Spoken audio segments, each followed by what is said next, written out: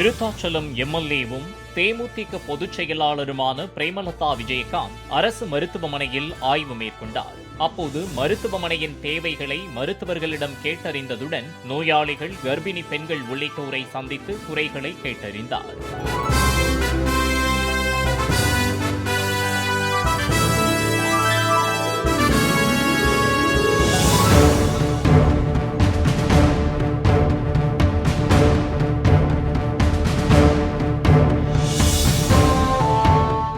Play store மற்றும் app ஸ்டோரில் இருந்து பாலிமர் செயலியை QR கோடு மூலம் பதிவிறக்கம் செய்யுங்கள். செய்திகளை உடனுக்குடன் பெறுங்கள்.